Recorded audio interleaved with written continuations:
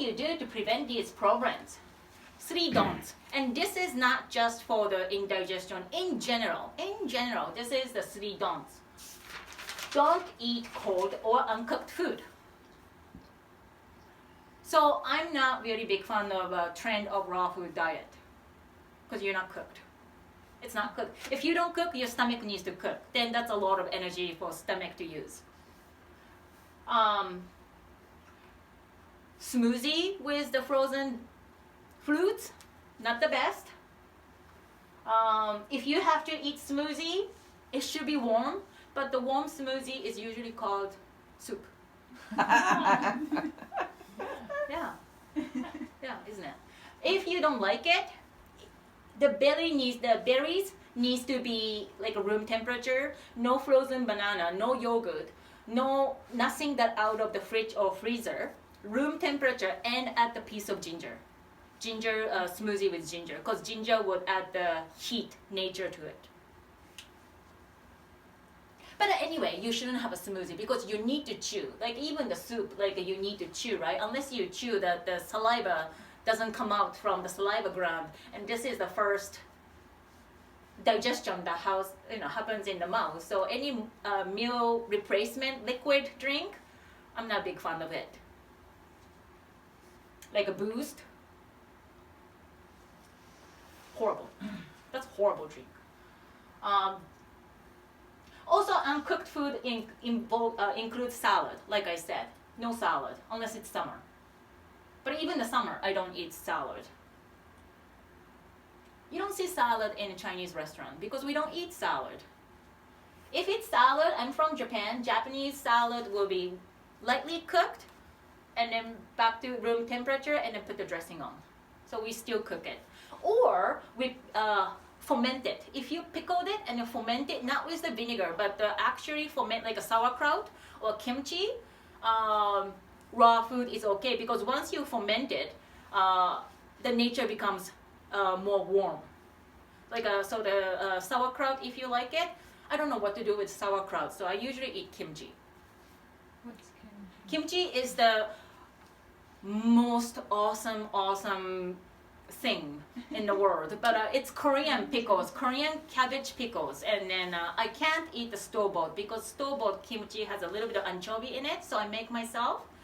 It's spicy, and then in the morning I eat every morning like just a tiny bit with a bowl of rice because it's salty and it's spicy, it goes for the entire bowl of rice for me, but it's so tasty. Oh, you should try. Okay, is not sauerkraut okay? Sauerkraut is just perfect. Okay. But I don't know what to do with sauerkraut, so Well, I you eat could kimchi. Yeah, I just eat sauerkraut. Yeah, but not out of the fridge though.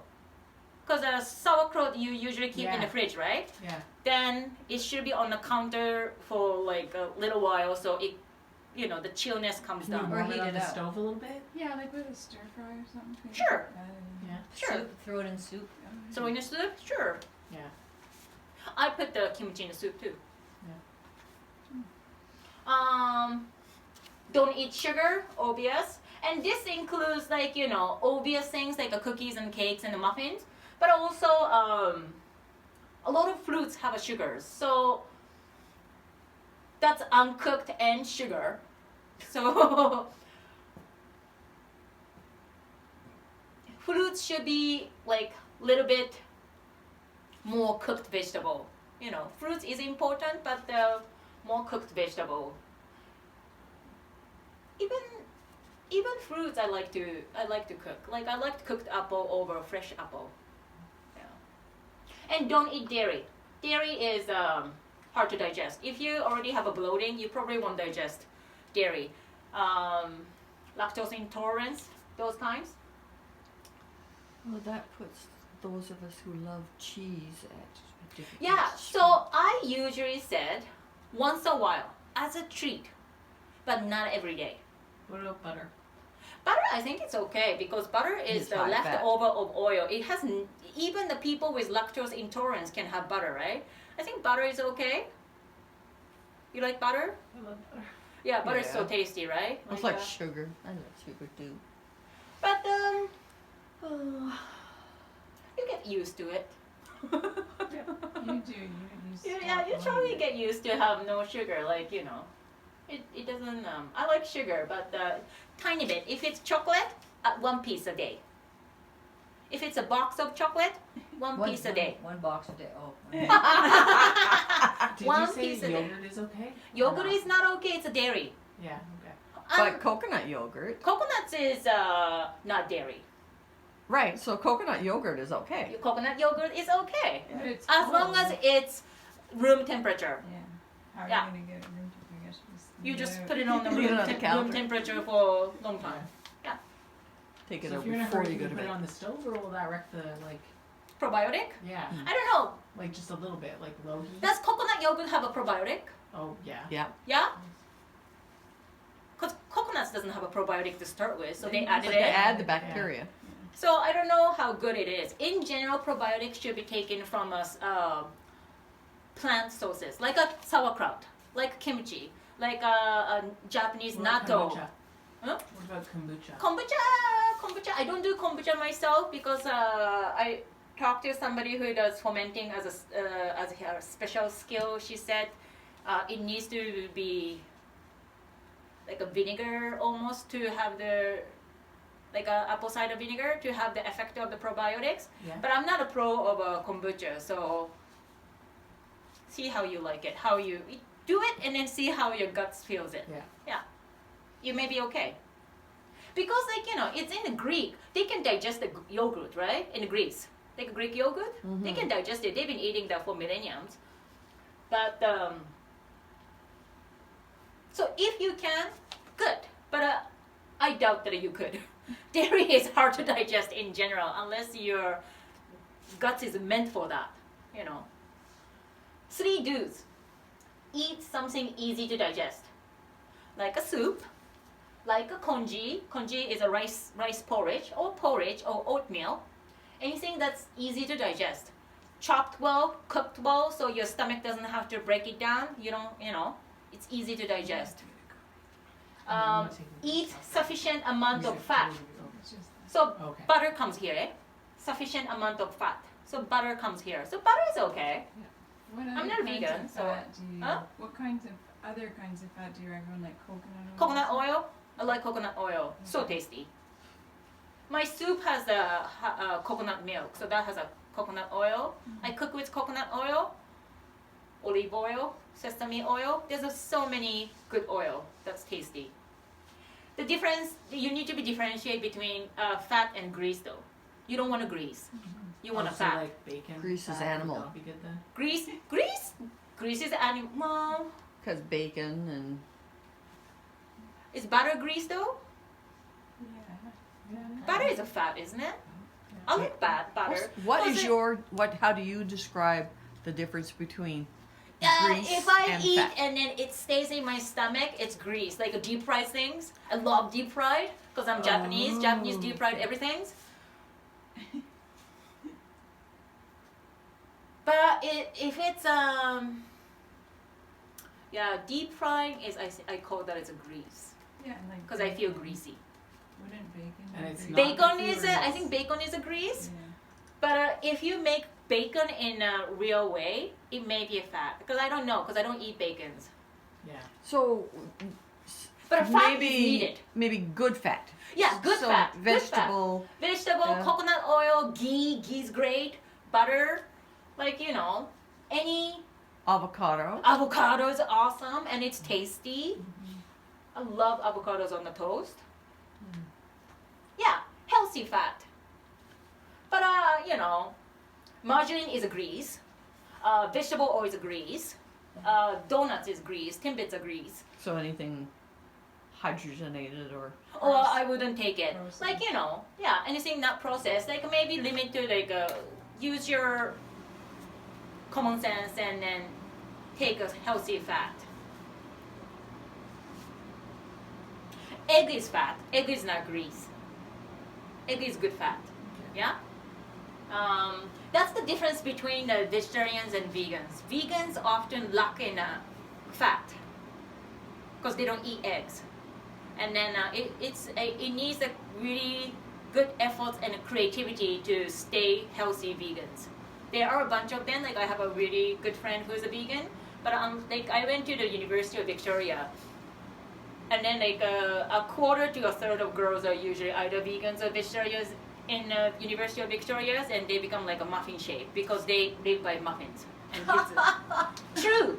True. In university, vegetarians becomes double the size because they live off with scones and muffins and vegetable pizza.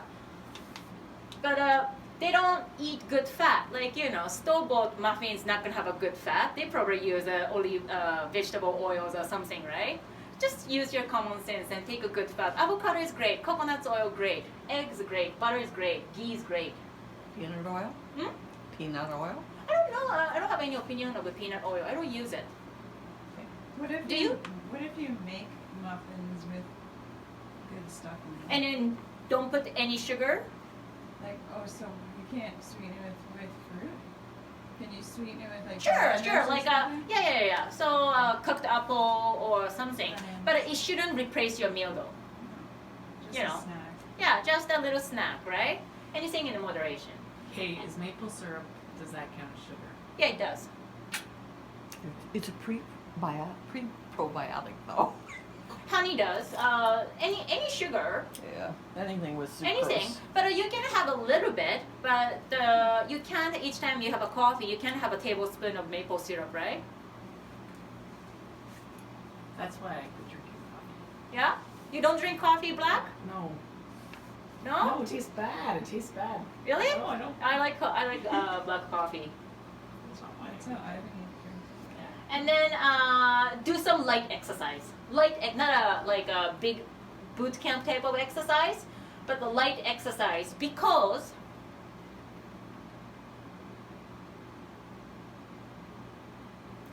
you need yang, moving force for any digestion. Your food needs to move from here to here. It needs to have a moving force to move the food down. The moving force is called the yang. And the yang is generated usually with light exercise. Walking, go for a walk is enough. Or qigong, or yoga. Not a restorative. Restorative yoga is great, but it will not give a yang boost.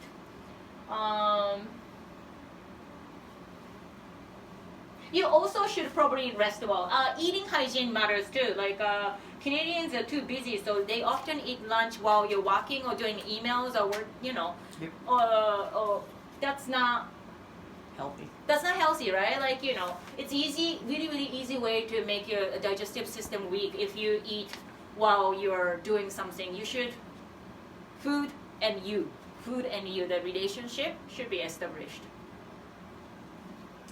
Anyway, this is my last slide. It's been 1 hour. Do you have any questions? No? Thank you for being such a great audiences today. And yeah, if you have any question, come on Monday and Thursday. I do the community acupuncture.